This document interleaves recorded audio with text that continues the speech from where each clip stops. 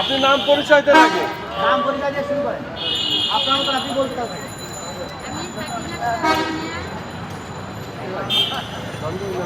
আপনার মতো করে বলেন। বলতে থাকেন।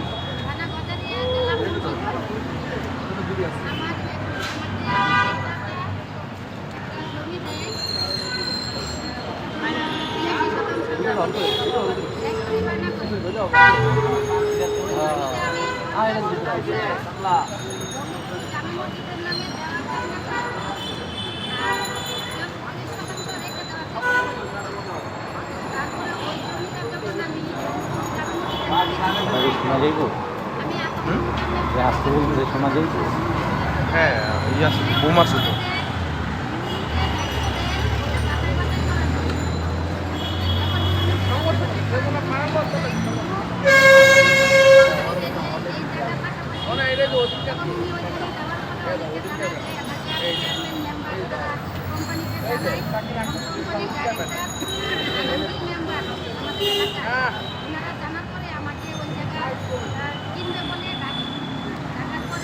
আমি আমার আসি বলার পরে ফাইনাল করে টাকা তারা নিবে টাকা নিবে টাকা দিবে ওই জন্য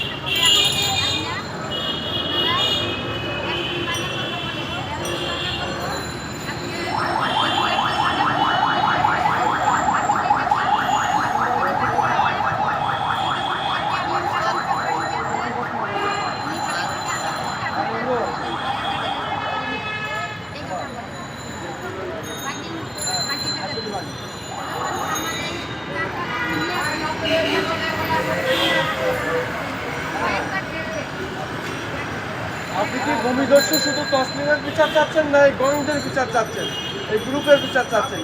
যারা যারা আছে তাদের নাম বলেন। তসলিমের বিচার চাই আমরা। শুধু তসলিম? তসলিম ওইটার মালিক তসলিম, মালিক না, ওই গ্রুপের ডাইরেক্টর। তার মানে ওইটাই গং আর কি, সেই এই গ্রুপটার গং। আমাদের সাথে সদায় বলেন। আমরা প্রতারণার শিকার হয়েছি। এই গ্রুপের ডাইরেক্টর তসলিম এবং লোকাল মেম্বার রঞ্জিত, তারা দুজন আমাদের সাথে প্রতারণা করছে। ৮৬% টাকা সরকারি মূল্য ছিল ৩,৪৭,৪০,০০০ টাকা। তাদের সাথে সমঝোতার মাধ্যমে আলোচনা হয় ২,২০,০০,০০০ টাকা দিবে। ২০,০০,০০০ টাকা বায়না বাবদ দিবে, ২ কোটি টাকা পরে দিয়ে লিখে নেবে। এই কথা বলার পরে নিয়ে আমাদেরকে ২০,০০,০০০ টাকা বায়না দেয়। দেওয়ার পরে আমার কাকা সালাউদ্দিন উনি বায়না তুলে সই করে। সই করার পরে বলে যে ১৫ দিন পরে আমাদেরকে বাকি ২ কোটি টাকা দিয়ে টাকা লিখে নিয়ে দেয়। পরবর্তীতে আমরা জানতে পাই তারা বায়না করে নাই, তারা সাপকলা করে নিয়ে গেছে। সাপকলা করে নিয়ে গেছে। নিয়ে যাওয়ার পরে আমরা জানতে পাই যে আমরা গজারিয়া থানায় ডায়েরি করি। আমার কাকা বাদী হয়ে গজারিয়া থানায় সাধারণ ডায়েরি করি। ডায়েরি করার পরে আমরা এসপি সাহেবকে জানাই মুন্সিগঞ্জে। এসপি স্যার বলেন গজারিয়া থানার ওসিকে যে এটা মামলা নেওয়ার জন্য, যে একটা প্রতারণা হয়েছে, এই প্রতারণার জন্য মামলা নেওয়ার জন্য। গজারিয়া থানার ওসি আমাদেরকে এটা মীমাংসা করার জন্য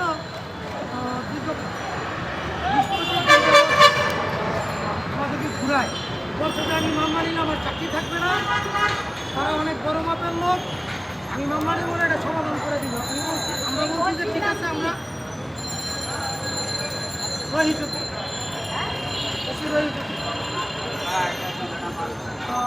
পরে এইভাবে কলবানের করতে থাকে। ১৫-২০ দিন ঘুরানোর পরে আমরা দেখি যে বিচারটা পাচ্ছি না। তখন আমরা একজন লয়ারের সাথে আলোচনা করে টাকা করে আমরা একটা মামলা করি।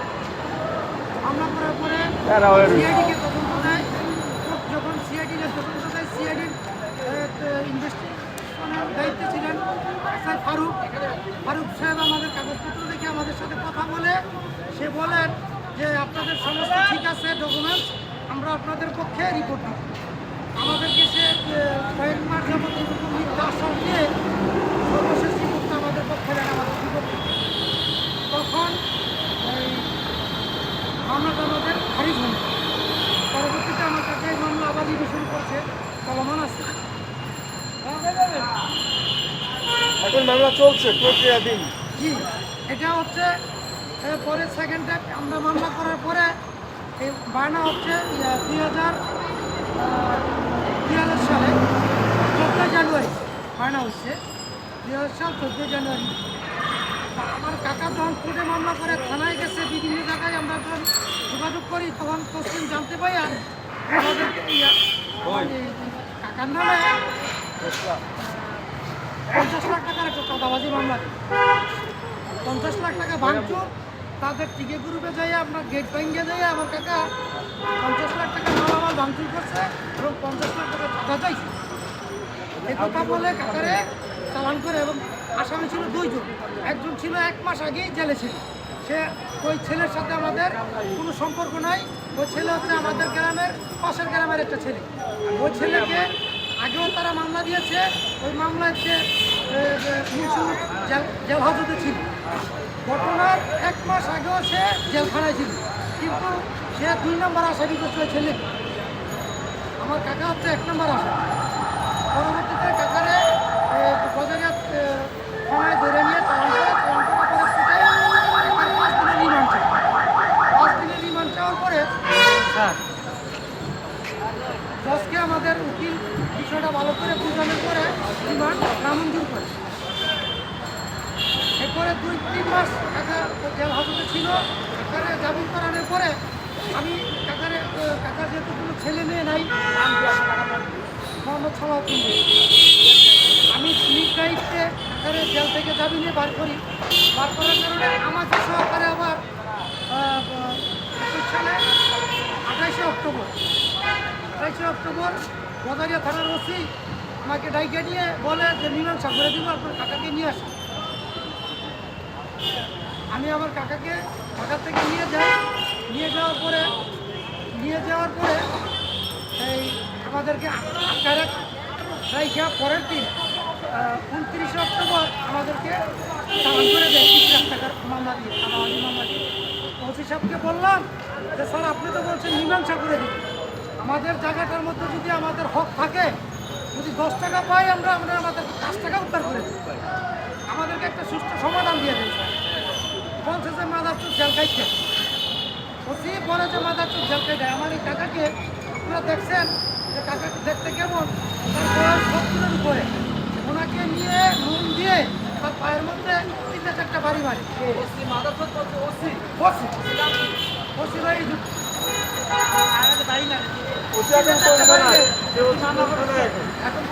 এখন যে থানায় আছে আমরা বলতে পারবো। এই টিকে গ্রুপটা কোন জায়গায়? ঠিকানা কোথায়? টিকে গ্রুপের ঠিকানা কোথায়?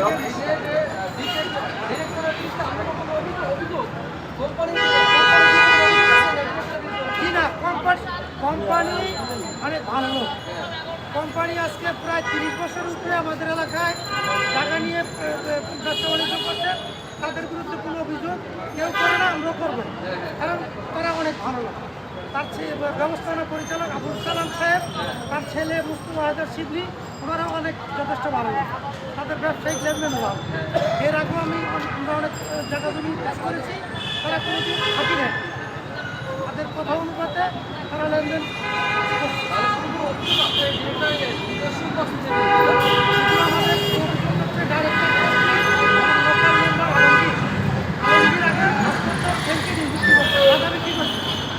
এখন সে ডাইরেক্টর তসলিমের সে এখন কোটি টাকার মালিক। যে কিনা 10 টাকা প্রোক্লামেন্টে গাঁজা বিক্রি করতে 20 কোটি টাকা জমি নিয়েছে।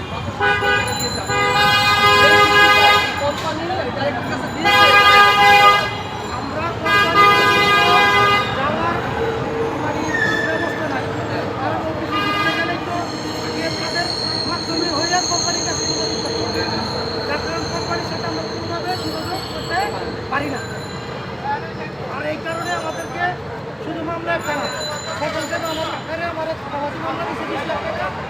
দেওয়ার পরে আমাদের যখন বিমান সাহেব বিমান সাহেব আমাদের মারিয়া বলেন যে ভিডিও ফুটেজ দেখানোর জন্য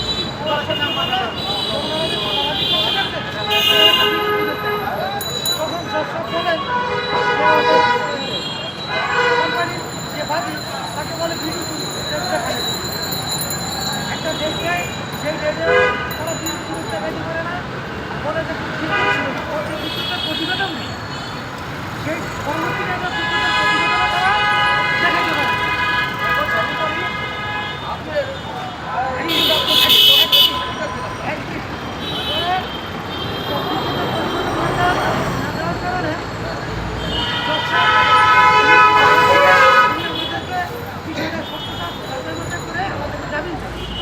তারা দেখাতে পারে জামিন দেওয়ার আগেই তারা বলে থানায় আরো 3টা মামলা জালজালিয়াতি মামলা যে মামলার কোনো ভিত্তি নাই 72 সালের দলিল 72 সালে আমার জন্ম হয় আমার বোনেরও জন্ম হয় সেই 72 সালের একটা দলিল দিয়ে আমাদেরকে মিথ্যা জালজালিয়াতি মামলা দিয়ে আবার ওই মামলায় আমাদেরকে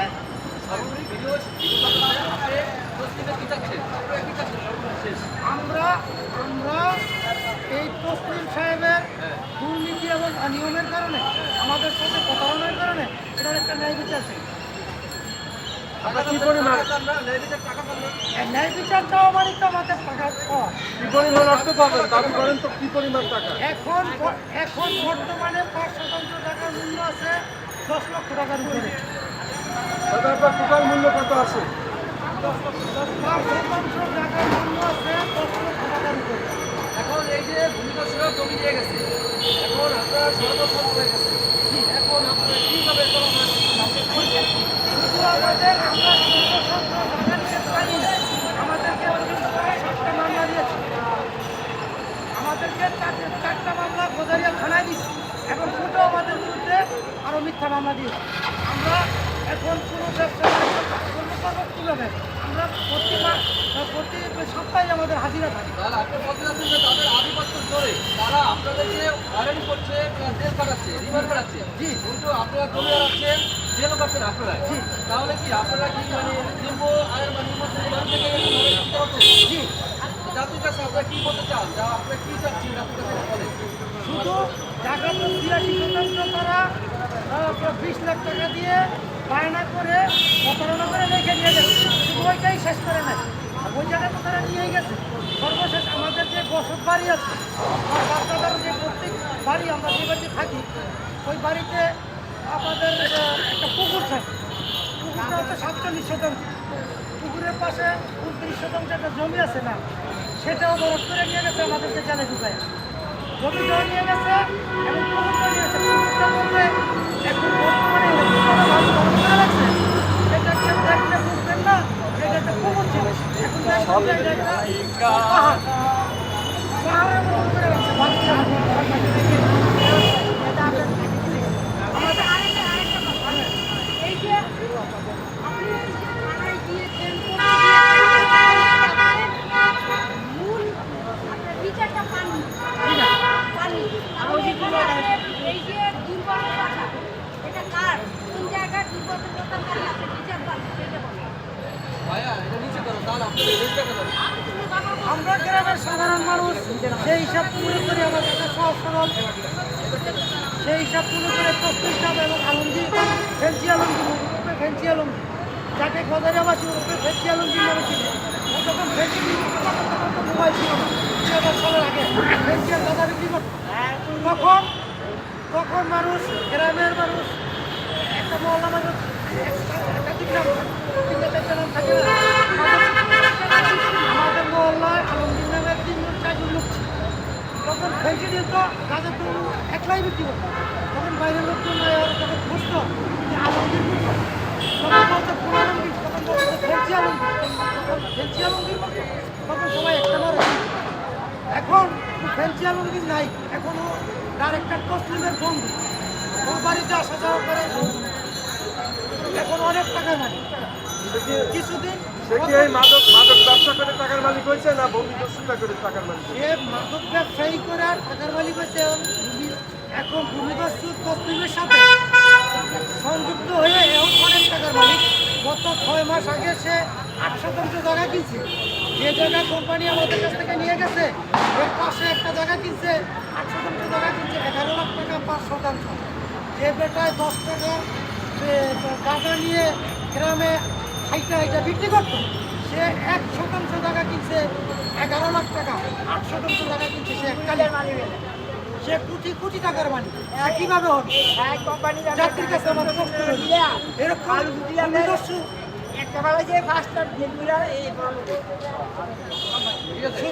শুধু আমাদের জায়গা না, এরকম আরো অনেকের জায়গা নিয়ে জোর করে দল করে বরফ করে রাখছে। এরকম শুধু এটাই না, সরকারি যে একটা খাল আছে, এই খালটা 4টা গ্রামের মানুষ বুক করতো, চলাফেরা করতাম আমরা। সেই খালটাতে এই ডাইরেক্টর তসলিম যখন এই কোম্পানির দায়িত্বে থাকে তখন থেকে এই খালটা দল করে নিয়ে যায়। এই খালের মধ্যে গ্রামবাসীকে নামতেও দেয় না, চলাচল করতে দেয় না। ঝড় বৃষ্টি হলে বৃষ্টি যে আবর্জনা হেঁটে এখন এক কথায় শেষ করে দিল। উপস্থিতিতে ভূমিদস্যু উপস্থিত আমরা রাখছেন বিচারটা এরকম আধিপত্য ধরে অনেক নতুন মানুষ ভোগান্ত হচ্ছে বিভিন্ন জায়গায়। সেখানে আপনার বিভিন্ন শ্রেণীতে বিভিন্ন সময় ভোগান্ত হচ্ছে এর কি চাচ্ছেন এটা কথা জায়গা চাই, বিচার চাই। আর আমার বাড়ি হয়েছে বাড়িতে আর বৃষ্টির মাছ আসিল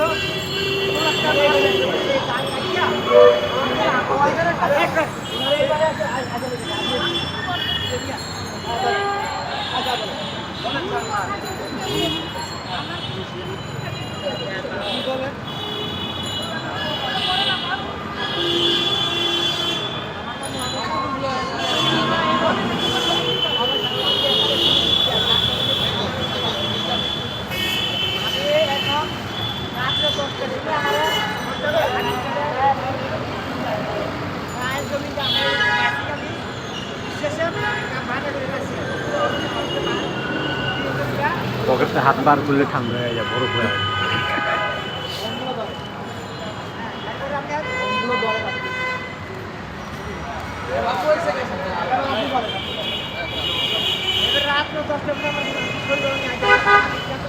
কামটা করলো কি 20 লাখ টাকা জমি 60 লক্ষ টাকা।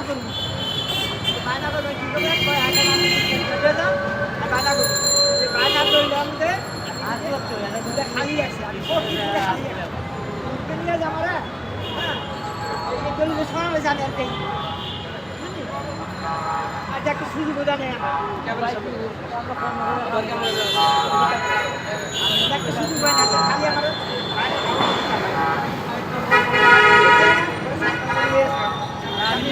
অনেক টাকা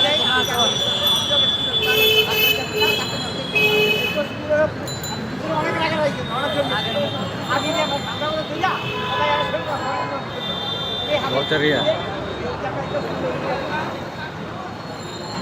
তারপরে এই ঘটনা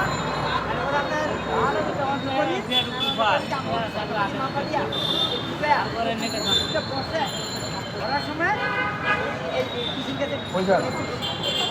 এই আবার এক্সিডেন্টে গেছে, ওই জন্য আরো রিপোর্ট আছে, এক্সিডেন্টের রিপোর্ট আমার জায়গায় আমার জায়গাটার ভিতরে ওই আগেই আমার চলে গেছে।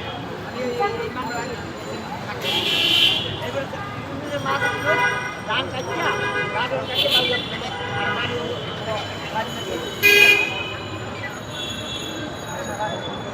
এখন আপনারা সর্বশেষ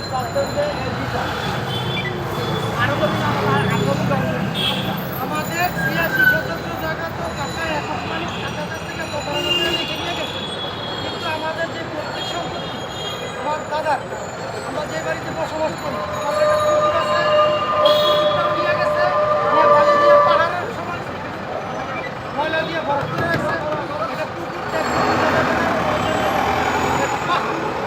এরকম করে রাখছে। তো আমরা জেল থেকে বাইর হইয়া আমরা এই জেলা ডিসি সাহেবের পরামর্শ দরখাস্ত করেছি এবং এসপি সাহেবের কাছে দরখাস্ত করেছি এবং স্বরাষ্ট্রমন্ত্রীর কাছে দরখাস্ত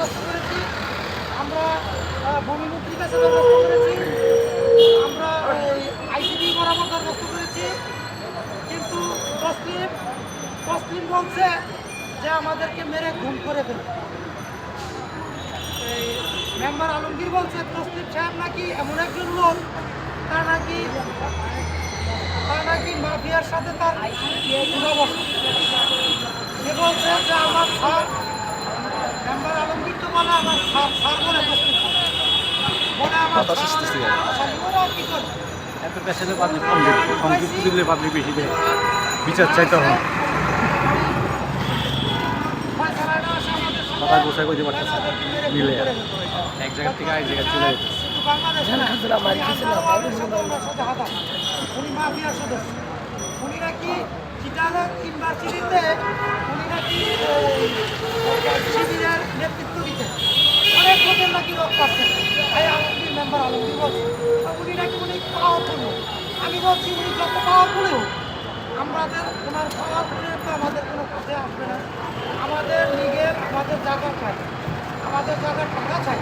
আমরা এই নির্যাতন থেকে মুক্তি চাই। আমরা ভয় পেয়ে আমরা এই জায়গায় আমরা বরখাস্ত করব।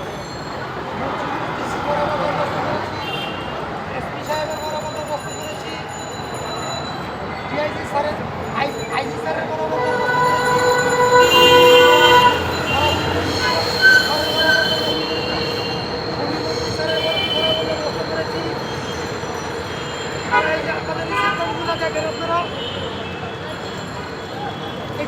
এগুলোর করার উদ্দেশ্য হচ্ছে যখন ফেন্সি আলমগীর বলছে যে আমার স্যার অনেক বড় মাপের লোক, ওদেরকে 2-4-5 টাকা যদি ঘুম করে ফেলায় কিচ্ছু হবে না, তখন আমরা ভাবলাম যে আমাদের এত বড় সম্পদ তারা যেহেতু প্রতারণা করে নিয়ে গেছে, আমাদেরকে মেরে ফেলাটা তাদের কাছে এটা স্বাভাবিক হইতেই পারে।